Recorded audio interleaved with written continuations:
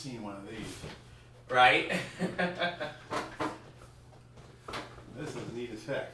Isn't it? Yeah. Yeah. Now, mind you, Kayden didn't pay for any of this. Oh no, this is your station. No, you already told me. You already told me. Yeah. This is your station. Yeah. And that's he's helping you. Yeah. Kind of. It's like Well, we kinda. Well, I help him. He helps me. Type that's of thing. that's what it's all about. yeah. It doesn't Yeah. matter what the monetary value is. Right. What matters is the efforts. The Yeah. efforts just the fact that he's come all the way down here to be with you. That's Yeah. cool as heck. And you Yeah. do that same thing going up there with him, right? Yeah. I remember Always. when you went to Nashville, I saw those pictures you guys posted. I was so tickled with that. Yeah. You'll put me on the camera, huh? Yeah, the camera and there's two cameras, and then we're gonna record over here. Cool. All right, here we go. 3, 2, 1. Hello and welcome to the King Gordon Show, today's best country mix. We're live down here in Fort Wayne, Indiana, with my good friend Dean Beaty. Dean, how are we doing today? Doing pretty good, Kayden. I'm just amazed at how all this happened so quickly. I know, because we were just talking about it, like, what, last week or something, that you were gonna, that you wanted to come down here? Yep. And Yeah. Well, actually, it was almost 2 weeks ago, but it's like it happened so fast that it just time flies when you're having fun. Oh, 100%. So, tell us a little bit about you. I know you got a huge history of music, and tell us how you got started in the industry. It all started in 1970. Oh God, I can't remember. 72, and I was listening to the radio on my 1947 RCA Victrola that my grandparents gave me. It's the old dial radio, if you remember those, with the turntables, 78 and 45 and 33. And so I turned the radio on. I was doing my homework. I was 11 years old, and I heard this song. And this song was by Dan Fogelberg. 2 songs in a row, actually. They had a 2-song Tuesdays. So I'm listening to the song, and I loved it. It's something that was just, it struck home. Next thing you know, I'm looking it up in the phone book to call the radio station to find out where, this number and talk to the DJ. Well, it came I'm so nervous about this stuff. Long story short, these 2 songs were played, and the second song was False Faces. And it spoke itself all about, lies and improprieties and various things that I was never exposed to before. Then next thing you know, I started writing poetry and songs, and I was 11 years old and didn't know whether it was going to be something that I would enjoy or not. But then it just grew. And then as the years went by, I grew up and went to college and had a couple girlfriends and went into engineering and wanted to be an artist and play the guitar. Well, in 1980 I broke my back, so it ended the whole situation. I had to sell my music stuff and just pay the bills. And then I kept writing and kept things private for 32 years. And then all of a sudden, in a whirlwind, I met Michael Stanley. And Michael Stanley was a great guy. And right prior to meeting him, which was back in 1982 at the meet and greet, they call him, and next thing you know, he said, Dean, just give it your best. You got to do this by yourself. And I thought I was asking him for help. And I'm thinking, well, is it going to happen? Is it not? It didn't happen, but he still gave me support.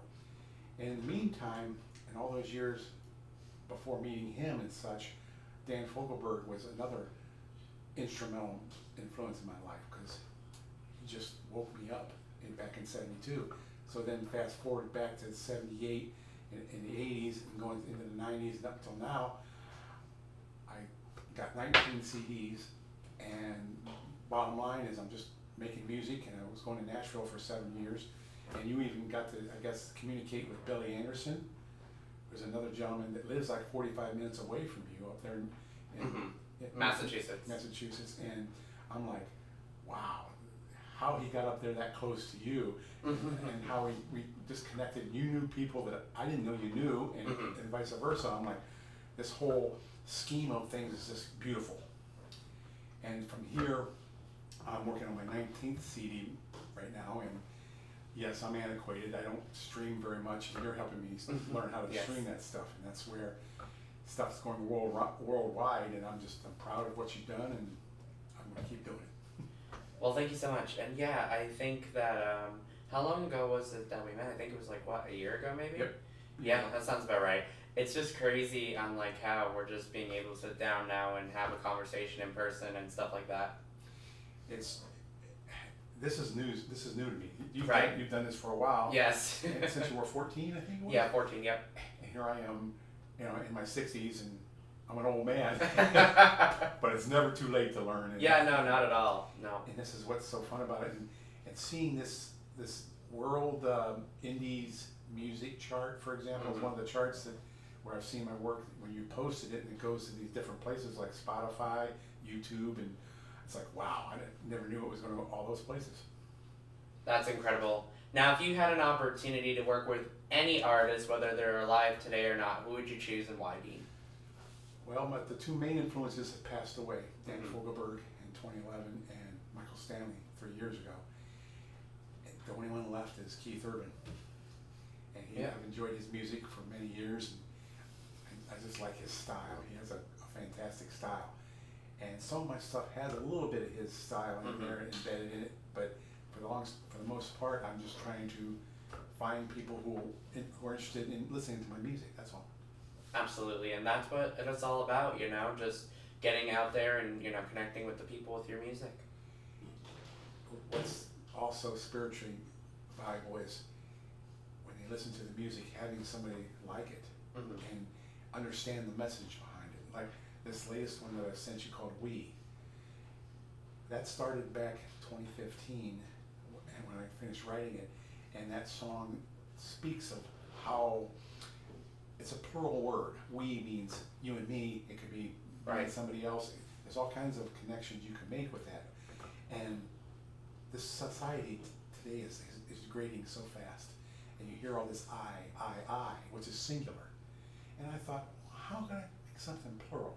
So I decided to just write some stuff down, and I had these verses, and I don't know if you've ever done it, where you have banana sticky pads, those big ones, and you just kind of jot stuff down. Right, yeah. I'm the kind of guy, well, hey, look at this, I did all this.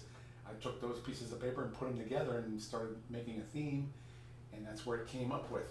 And all I know now is I brought that thing along, and I got this little plural observation. I don't think I should read it all, but the bottom line is because it would take a while. And basically what, I'll give you the excerpt, one of the excerpts or verses in there. It goes, we fight, we die, we lose, we pry. We think we know, we win, we show. That's a synopsis of efforts that people make. And then it goes from there, and pretty much in one of the closing verses, we ask, we then remember God's grace within each endeavor. That right there is a summation of how I feel the message in my song, what I'm trying to connote and awaken in somebody when they're listening to the music. There's some spiritual values, and then there's also some practical worldly values, but put it in a mix to where you can take the song and interpret it your way. So Dean, if people want to learn more about you, where can they find you? Actually, I'm not on Facebook anymore because somehow they hacked it, the spot, the site. So I decided to do it the old-fashioned way, and I have an email, which you have, and if they're interested, they can email me or email you, and then contact me. There's several ways, or the telephone, which can be provided if they're genuinely interested, or just a letter in the mail is another old-fashioned way. And personal contact is the way that I like to do it. Yes, exactly. So, where do you see your musical career in the next couple of years? I have an optimism about it, and I'm hoping that other people will show interest. And you gave me that one Sick Boys thing here, interview thing, an email, day before yesterday or something like that. I'm going to try that too, and I'm just sending my information out. And MP3s is what I work with, even though they're antiquated, but they're still the waves are done after they're copyrighted and everything. So all I'm doing now, even the MP3s are copyrighted too, but they're from older songs. Right. We was copyrighted back in 2015, so I'm thinking, hey, it's safe to share with everybody. Right. And all I ask is that when people share it with somebody else, if they'll just let me know that they're sharing it. That's Right, all I want, because it's like having that exposure and knowing the people that I can, like yourself, I can grow my basis right now, probably 30 or 40 people in my hometown. And I'm hoping that those 30 or 40 people can talk to other people and share my music over the years. And my goal in the next year or two is to find more stage shows where I can play my music and play cover songs. I like playing cover songs and mixing like a half and half. A little bit of mine, a little bit of cover songs. So what's coming up for you next? I know we're doing promotion right now. What song are we thinking you want to go with next? Well, that's where We is the one that we have right now. Correct? Yep, correct. And then I've got 5 other songs that I'm see, I have to look for them, and I don't have them available right now. But we did It. We did It. Yeah. And then Santa is Rocking. Yeah, we did that around Christmas time. Yeah. Then there's Hope, which got onto the World Indies. Yeah, that music was good. Yeah. I was surprised how high it went. And It was also another song. I'm guessing right now about another 20 to 25 songs that I want to get out there when I can afford to do that. That's Right. another thing. It's a little expensive for me because I'm just not used to doing this stuff. Yeah, no, absolutely. Unfortunately, this industry is, when you go and do certain things, it does cost a penny sometimes, and more than a penny, I should say. But, you gotta be, very optimistic and very careful of who you, put yourself with and all that kind of stuff, and whoever wants to help you in the business and that kind of stuff. So it's very important to just keep that, open mind, and that's how I am. I like to help the artists, and, I've also brought in 2 CDs, one for you and one for John. Awesome. It's called What We Know, and that one was done, back in 2018, I believe it was, when I made it. And both of them are pretty much awesome. There you go, like that, and that's the covers. I make these are handmade, and I do all my work at home. The only thing I do professionally is to go down to my Canton, the studio where my friend works at a church, and he's my sound engineer and helps me with that. That's awesome. Well, Dean, is there anything that I forgot to mention that you want to mention before we get off here today? And actually, I'm just happy to be here, and this is a quick one, and hoping we'll have more of them. Oh, absolutely. And I want to thank my wife, Diane, for helping me to be able to come here. And she's taking care of me. Yeah, shout out to Diane. Appreciate your time, Kayden. Oh, it's my pleasure. Thank you so much to Dean Beaty for taking the time to come on the Kayden Gordon Show, today's Best Country Mix. We appreciate it, and maybe we'll have to do this again, either virtually or in person. Thank you very much. All right. And see, this is where. Oh yeah, how big would that be? For example, I don't know, like a gigabyte or 2 gigabytes.